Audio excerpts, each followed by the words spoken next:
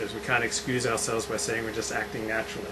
So the most natural thing in the world is to worship nature. Like when I go to Yosemite, I want to go, wow, I just, part of me wants to fall on my knees and go, wow, this is amazing. It's like, it's real.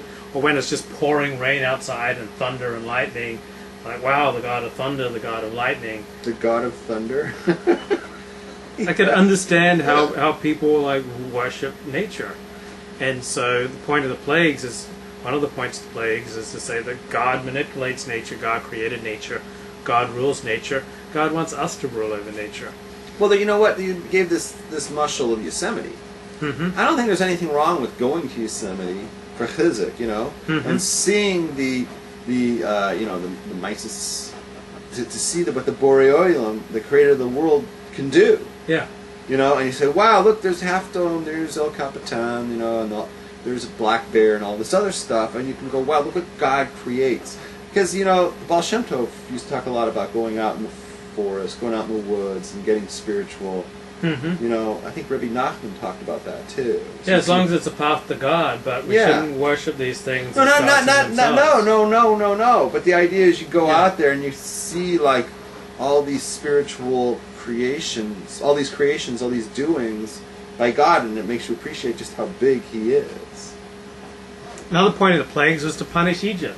Like punishment gets a bad name these days, like, oh, we should have rehabilitation, and God should have just done psychotherapy for the Paro and for the Egyptians, and let the healing begin, and let's help them work through their rage. And I know you're a huge proponent of psychotherapy, and you're always saying, oh, I wonder what psychiatry has to say about this, or I'm sure that like King Shaul just needed a good therapist, and and I love therapy too, but there's more to life than therapy, and sometimes there's a need for punishment. So one key reason for the plagues was to punish Egypt for being a bunch of jerks to the Israelites and making them build pyramids. And Stanford's only getting a foot at a time. I don't know if they're ever going to get it in on this drive. So God means there is an afterlife. If there's a non-physical God, I'm sure He didn't just create a physical creation, that's it. There's a good God, there's got to be an afterlife. So that's another reason why God's important. Either there is an afterlife or God is evil. Well, you could have an evil God. There's nothing wrong with that. Yeah, you could. That doesn't negate the idea of God. But the thing is, we say God must be just. Mm-hmm. It must be a just God. Rabbi Victor Miller talks about this a lot. There must be an afterlife, because it's unjust that someone like Adolf Hitler could kill so many people in this world, or Joseph Stalin could kill so many people in this world and never be taken to task for it. Right. And just like, oh, that's it, they're dead, okay, no big deal. It would be unfair to the victims of all these terrible people not to see justice done, right? So God allows for the justice to be done, to be served in the world to come. And I want to apologize, speaking Lashon Hara, about the Stanford offense, because I just punched it in. It's now 19-12. I was in shul Shabbos morning, and oh my God, did they just miss an extra point again? Stanford's now missed 2 extra points. So I was in shul and I was saying hello to I think this guy was Ethiopian, and he said, "I enjoy your shows on YouTube." Like someone I didn't know, like the first time I just. Oh really? Yeah. With me, he enjoys our shows? He didn't get into detail. I didn't press. Or it's just the ones we. I tend to be naturally pretty cold, so I was just like. You're like okay. I said thank you. Thank you. Thank you. Thank you with an exclamation mark. I don't think I'm excited now with the exclamation. I don't think he even got the exclamation mark. I just said thank you. Thank you with the period. Next. And moved on. So if there is a God, then no man is God. Paro is not God. Jesus is not God. Only God is God. There's no God but Allah, and Muhammad is His prophet. Well, Moshe is His prophet. Rashi says that during the ninth plague, the plague of darkness, the Israelites were given this great vision so they could go into the Egyptian homes and scout them out for treasure. Sounds pretty icky. Like, What do you mean by this icky? is going to make like I haven't Jews used look that- bad. Why would it make Jews look bad? This is why people create Holocausts. No, let's understand what's going on. God promised Abraham that his descendants would leave Egypt with Rehush Gadol. What does that mean? With a lot of possessions. They were going to strip it clean. So the question is, how could they leave with all these possessions? They didn't own anything. Mm-hmm. So they're going to go steal everything? I mean, how's that going to work? You know, and they don't even know where to go to get them.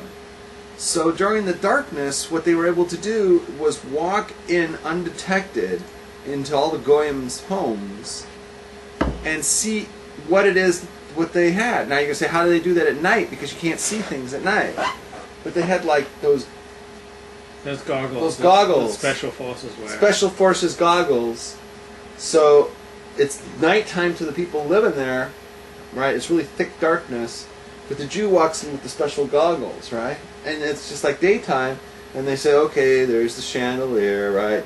There's the coin set, you know, and like there's their That doesn't autograph. creep you out. There's their autographed Mickey Mantle rookie card. That doesn't right? creep you out. And They were walking around the Egyptians' homes at night, scouting them for the goodies. right, and then what they did was afterwards they came back to the Goyim and they said, these are the things we want to leave with.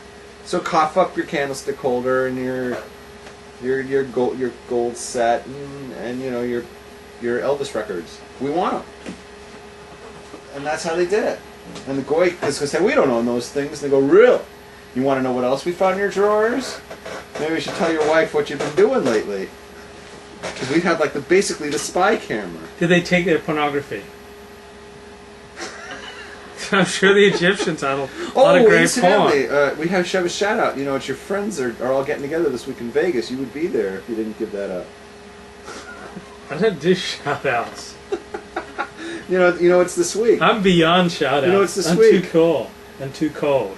Today's what, the 3rd? I didn't know about Like these. the end of the week is I didn't know these Goyish it's matters. the adult entertainment get together in Vegas. Such nourish You guys, went such- to it. It's in your such book. a source of tumor. I read it's it in your tumor, It's book. impurity. That's when I was young. A different man today. Okay.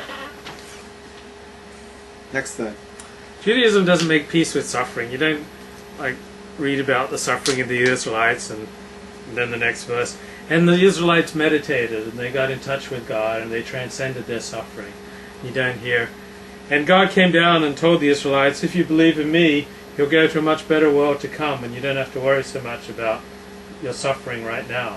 Like, Judaism takes this worldly suffering like seriously. We don't say, unlike every other religion in the world, oh, the next world's going to be better, just work, concentrate on the next world.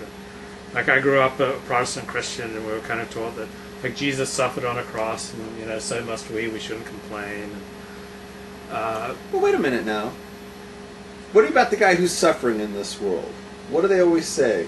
Well, like me, I've been, I've been 50 years. I haven't had a wife, right? And I'm not going to ever have a wife, and I'm lonely, and all these other things. And people will always say to me, "Well, you know what?